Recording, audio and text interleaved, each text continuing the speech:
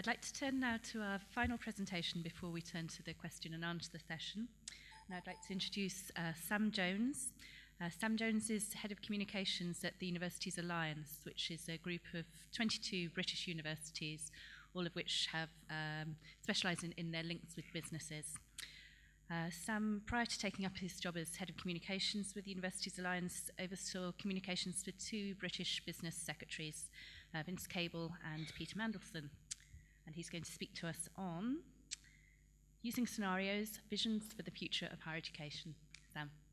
Thank you, Alison, and thank you for having me here today. It's a great pleasure to be speaking, and to the British Council as well for putting this on. It's great to see debate and discussion about the future of higher education, and that's actually something that I want to talk about today. So as you may know, the UK has gone through, in the last few years, quite dramatic reforms to its higher education policy, in particular the trebling of student fees from £3,000 to £9,000. Now this has had huge effect to the sector. It hasn't had the impact on demand that some were predicting, but it's the context that these policy reforms were made in that I wanted to talk about this morning. So Said has pointed out some of the big trends that are going on around the world, and the Avalanche's report was a great piece of work to highlight some of those. But we know that there's huge challenges around us. There's political unrest, there's changing economy, there's the fuel crisis pending. There's a lot that's changing, digital revolution. Alongside that, we have massive changes to the way that we work. Young people today will have 8 or 9 different jobs in their career. You know, the way we communicate, the way we produce and think, all of this is being affected by the digital revolution around us. However, a lot of these challenges and changes weren't really taken into account when thinking about the reforming of higher education policy in the UK. There's a bit of a vacuum in terms of thinking about the future. What kind of future do we want to be building in the UK, and therefore how should HE policy be developed? And so at University Alliance, we do a lot of policy thinking and debate, and we wanted to create a space to do that. So while government wasn't necessarily thinking in those big visionary terms, we wanted to bring the sector together, bring others together to do some of that thinking. In doing that, we went down the line of using scenarios to think about the future and what kinds of challenges we might be facing in the UK. We brought together these little people down the bottom, represent different people that we brought together from business, from across universities, from politics, from think tanks, to really have quite a diverse group of people thinking about the future, thinking about the kinds of challenges we'd be facing and what that would mean for universities.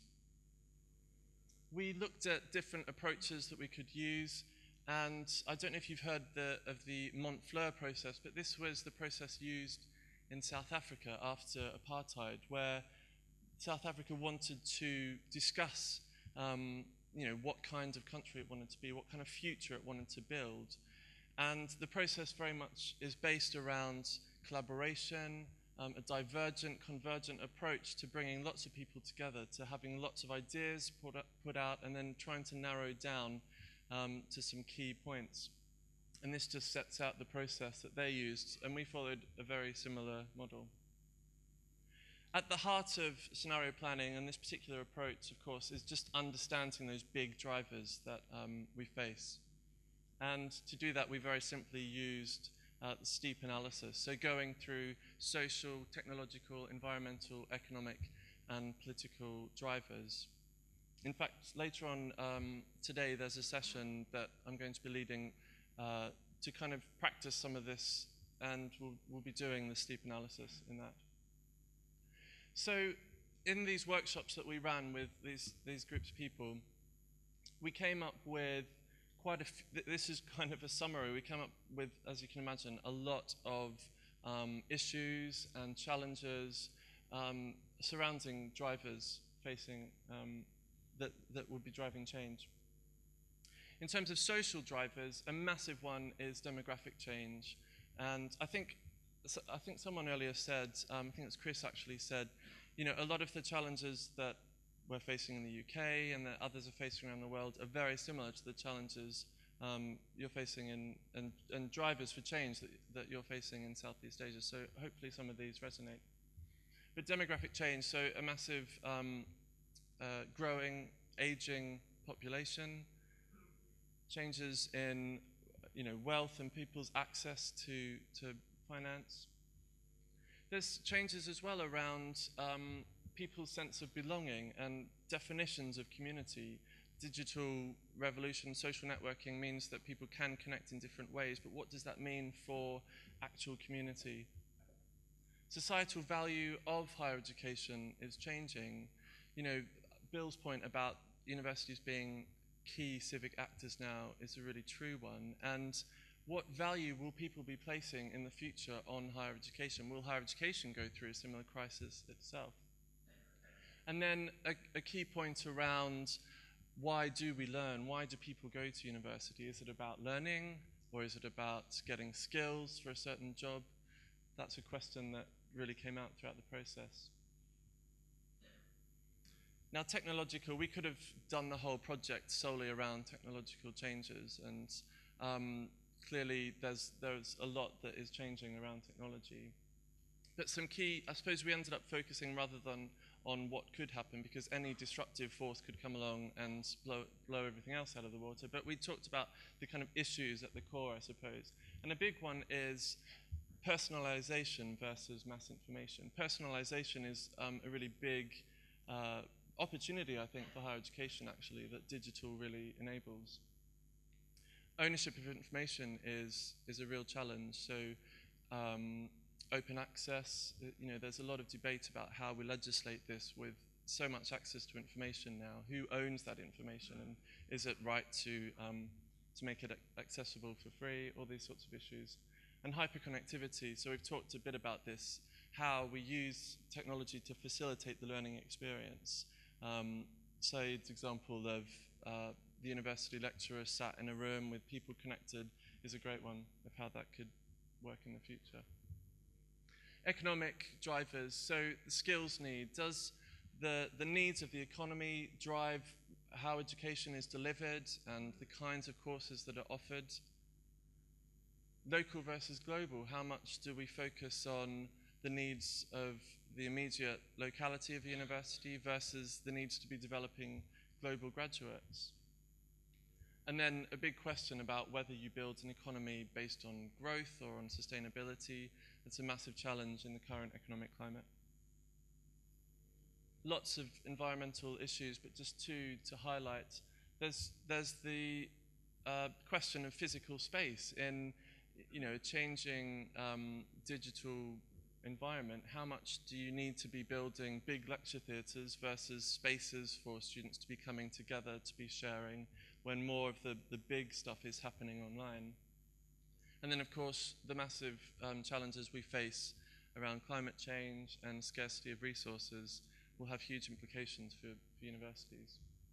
And then finally, political drivers. In the UK, this has been a big question on how much funding is directed from government through to universities and how much is funded through the student. There's been a flip in these recent reforms where students are now contributing much more to their degree, and this question of the social contract between government and students. An open versus closed society has huge implications for universities. We're facing this challenge now in the UK with the UK Borders Agency's policy around student visas being a challenging one for us. I was talking to someone last night who had struggled to get a visa to come into the UK. So this is a big challenge. Schools policy, the pipeline into universities is obviously key, and the policy that a country has on its schooling, and that's school age and college level, will have huge implications in the future. So we pulled all of these big themes together. We did a lot of research to back up some of the thinking, and a quick way to kind of show our findings is we've developed an animation which I hope will help you kind of see the big picture that we were trying to paint. And after we've seen that, I'm just going to talk through two themes from it. So I think we're just going to... The debate on universities in the UK has focused on the rise in tuition fees and the impact on student numbers. The debate about the social and economic role that universities can play. University Alliance is looking at the different possible futures for universities in the UK. University Alliance is using an innovative approach to change the terms of the debate. We've worked with a variety of experts to consider different social, economic and political futures and illustrate the impact that these could have on our universities. In building the scenarios, we consider universities not just as single economic units, but the broader economic and social role they play in the success of our country. The scenarios are built on two axes, economic and social. On the economic axis, the two extremes represent an economy that is stable, with low levels of growth, versus an economy that is growing rapidly. On the social axis, the two extremes represent a competitive consumer culture versus a collaborative collectivist culture. Based on these two axes, 4 credible but extreme scenarios have been developed. They are not predictions. Instead, they explore hypothetical possibilities. These scenarios are intended to facilitate a wider discussion about the future role of universities beyond 2025. In the first scenario, Uni Divide, we see the economy contracting and incomes are stable or declining. We see the rise of global protectionism, self-reliance, scarcity of resources, and fuel poverty. The competitive consumerist culture leads to low civil engagement and polarised politics. The low tax take has led to a squeeze on public spending, and the ageing population makes government prioritise pensioner benefits over university investment. In response, universities have split into a 2-tier sector where elite universities can charge high fees and have a monopoly on overseas students, whilst others turn to business and students for their funding. The economic environment means fewer universities and fewer university students. There has also been a further reduction in social mobility because of the high cost of obtaining a university education. Teaching has become more utilitarian and courses are shorter to make them more affordable and efficient. Outside of elite institutions, research agendas are limited to business partnerships. This has led to a low number of startups spinning out of universities and a decline in innovation. The challenge of funding has led to many institutions having to merge and a reduction in the number of departments, with universities focusing on those degrees that will ensure graduate employment. Many universities are relying on delivering vocational courses, often involving workplace learning or sandwich courses. By contrast, in Scenario B, Uni Public, where the same economic conditions exist but the social propensity is to collaborate, there is a high degree of collective planning undertaken by government, business and the unions in order to develop an active industrial policy. There is also a focus on localism and a rise in cooperative and mutual economic models. In this scenario, universities are seen as part of the public good and work with regional partnerships and Whitehall to deliver the skills and the courses that the country needs. Universities are supported by a targeted budget from government to match these industrial priorities. Courses are designed to meet industrial need, with fewer degrees, more practice-based learning, and accreditation at a national or European level. Universities also play an important community and social role by opening up their facilities to schools, local businesses, and voluntary groups. Universities are truly at the heart of the big society. In this scenario, the number of university students decreases as the number of places are prescribed by the government's industrial policy. Research funding becomes increasingly technical and teaching becomes more vocational. While universities support local business development, there is very little new spin-out or start-up activity. However, there is a high degree of collaboration between business in both course design and recruiting graduates. For universities, the nationally planned policy can only support one of each type of institution per locality. Therefore, a number of universities have to close. Even some elite institutions may have to merge or reduce their departments in light of the economic situation. In scenario C, Uni Wi-Fi, we consider what would happen if the economy is growing while society is still based on collaboration. We see the rise of small but globally networked companies and Britain's profiting from a creative and innovative economy. These economic factors are demanding a rise in the innovative capacity of our graduates, and there is an increase in the number of postgraduates. Students are demanding a high degree of personalisation and join an alliance of universities to get the best education and access to student and academic networks. Funding comes from a mix of sources, including government, who fund universities both for economic and social cohesion purposes, but with limited accountability. In this scenario, we see student numbers rise and funding increase to support students from a broad range of backgrounds. Research is also conducted through global networks, and equipment is shared across institutions. Research is freely available, and intellectual property protection has been eliminated. Staff are trained to deliver engaging and exciting course content via the internet. These lectures are supported by one-to-one tutorials delivered both face-to-face and via the internet. In this scenario, universities are focused no longer on their individual brand, but on building the brand of the network. They're increasingly forming international collaborations. There is a rising demand for lifelong learning through modules delivered in a flexible way that keep up with the fast pace of an innovative economy. University spin-outs have driven innovation to forge the UK's path back to growth. In the final scenario, uni market, where the economy has been growing and we have a competitive society, we see the rise of meritocracy and the market. This leads to a very competitive global job market, and in the UK, many middle-wage jobs are offshored to emerging nations. In this scenario, universities are seen as the gateway to success. We see the number of students in this scenario rise as individuals and families are willing to accept the personal debt, but social mobility declines. There is limited government funding to support the very best of British research and students. Most public financing is awarded through competition. Academics are an important part of building university institutional brand, as they are highly prized assets that attract students and research funding. Universities are using their intellectual property and research to generate their own spin-out activity and fund their own departments.